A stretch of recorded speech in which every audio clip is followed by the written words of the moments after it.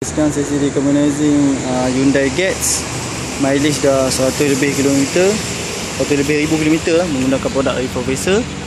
Ok, point vacuum ni saya nak tunjuk. Kita ambil point vacuum kat belakang ni. Kita cabut daripada brake pump tu, buka klip, kita cabut pula. Lepas tu kita masukkan hose dalam ni. Lepas tu bila kita start engine, dia akan sedikit masuk. Kita boleh start engine.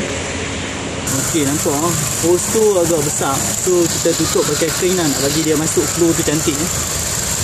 Ok, itu pakai crane dan buat dia sebelum masuk on the spot. Tak masuk dah sebelum masuk on the spot. Tuan sebelum masuk on the spot. Kita buat sampai habis botol.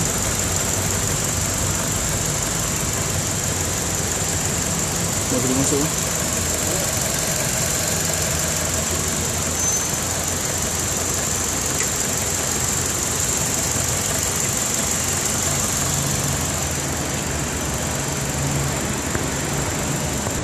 Okay, kita boleh check kebocoran exhaust. Kita nampak bawah ni ada bocor exhaust. Nampak bawah tu.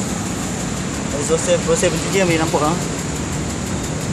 Okay, sekejap kita boleh flush pula. Clear. Oh, ni bawa betul. Tu dia bawa clear. Apa asap tak orang berhenti lah.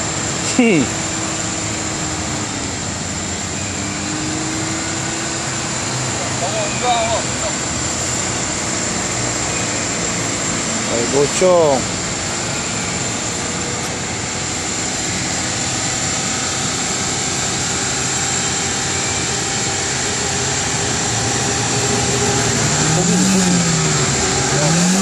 Ha?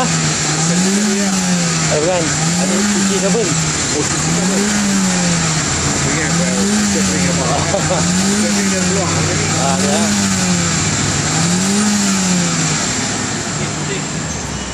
Besok